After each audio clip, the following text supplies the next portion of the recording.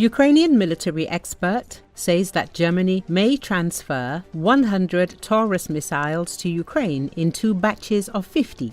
Due to the leaked conversation of the head of the German Air Force, we know that Germany could supply Ukraine with a maximum of 100 Taurus missiles in 2 batches of 50.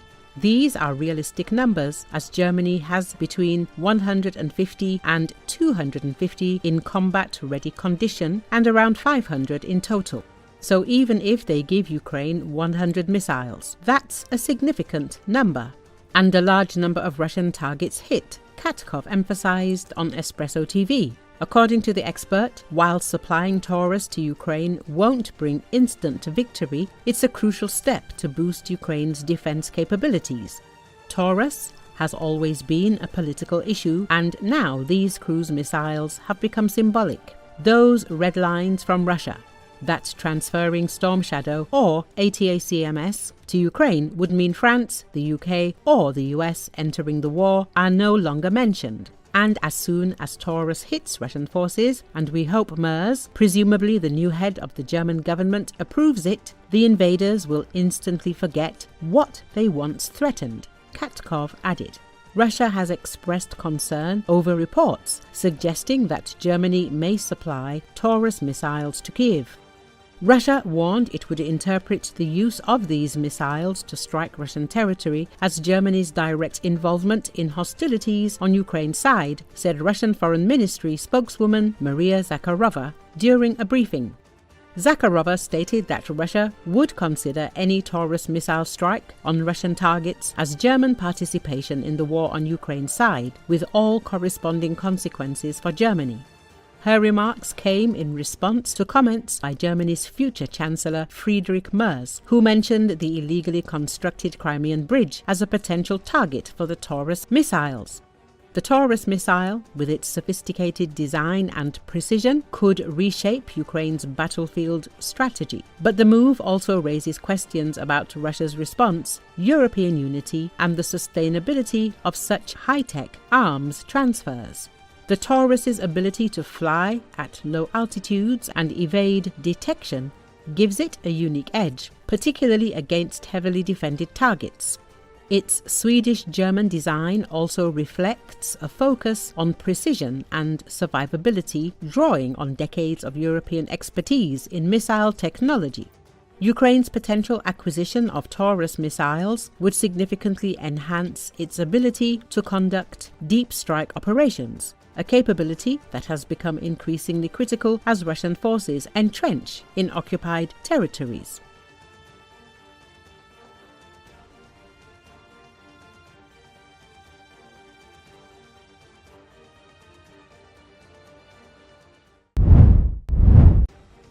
Ukraine's northern border is vastly different from the Donbas steppe, with more places to hide and more defensive positions. But Russia's grueling warfare has changed little, the Times reports. On the border with Sumy Oblast, dozens of occupiers are using quad bikes to seize at least some territory. Therefore, the task of the 4th Regiment of Ukrainian Rangers is to get ahead of the attack and stop it.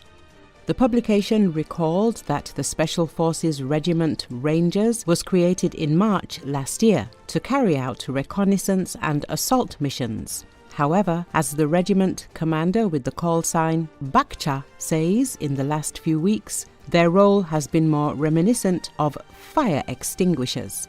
They are testing our line of defense, conducting daily raids on villages, trying to find weak spots, said the colonel, who has been fighting against Russia since 2014. The Times explained that Bucha, translated from Ukrainian, means a garden for growing watermelons. As the publication writes, ceasefire talks may continue, but the Kremlin's desire for peace is not reflected in its military operations. In particular, Russia is now launching its offensive on several fronts at once. Most likely, Sumy is one of the main targets of the Russian Federation during this offensive. It is noted that the fields around the city are surrounded by dragon's teeth concrete anti-tank obstacles and are cut by networks of trenches. The Russians are trying to create a buffer zone. They will try to advance as far as they can, but they do not have the resources to try to reach Sumy, a source in the Ukrainian Defense Ministry told the publication.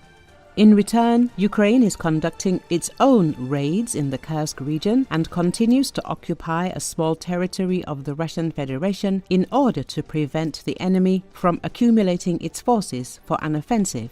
In particular, the Bakhchi regiment uses reconnaissance drones to identify supply chains that feed frontline forces so that they can be destroyed by American HIMARS artillery systems. As always, the Ukrainians are outnumbered. Among the Russian troops deployed to advance on Sumy are 2 brigades of supposedly elite forces. The 155th Marine Brigade, which had previously served in the Donbass, and the 810th Marine Brigade, which had served in Robotno in the Zaporizhia region, the Times added. At the same time, according to Bakhchi, their arrival had little impact, stressing that elite Russian units ceased to play an important role after May 2022 due to high casualties and a lack of training among the reinforcements.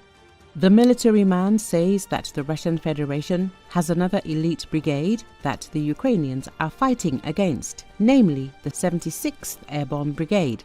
However, Bakhchi noted that these troops are poorly trained and equipped. Last week, Bakhchi fighters stopped a raid on quad bikes by 12 soldiers of the 76th with the help of drone and artillery. The sole survivor who was captured signed a contract while serving a prison sentence in Saratov in southern Russia just 2 weeks ago. Due to a shortage of night vision equipment, the Russians mostly carried out these raids during the day.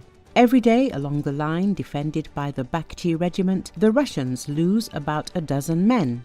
The Times concluded.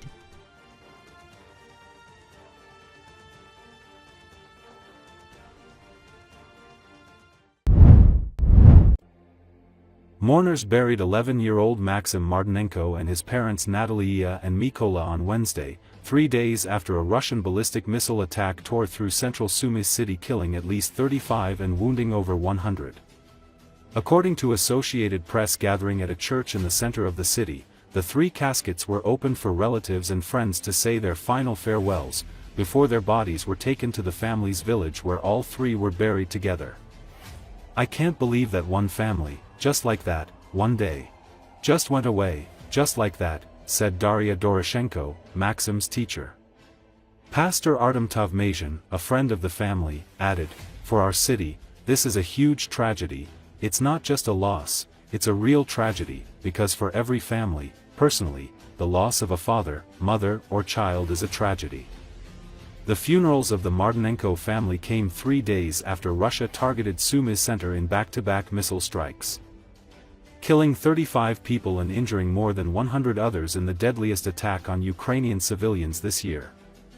Sumy is only about 30 kilometers from the border of Russia's Kursk region, where Ukrainian soldiers are defending the last sliver of territory they took in a surprise offensive last summer. Residents say there has been an uptick in attacks on Sumy in recent weeks, though none as bloody as Sunday's airstrike, which targeted a busy intersection. The attack in Sumy, which had a pre-war population of about 250,000, came just over a week after a Russian missile strike killed about 20 people, including 9 children, in the central Ukrainian city of Kryvyi Rih. Russia said it was targeting a meeting of soldiers, but there is no evidence to support the claim. The attacks on their cities has left many Ukrainians wondering where the next will occur and cast a shadow over the ongoing ceasefire talks being brokered by the United States.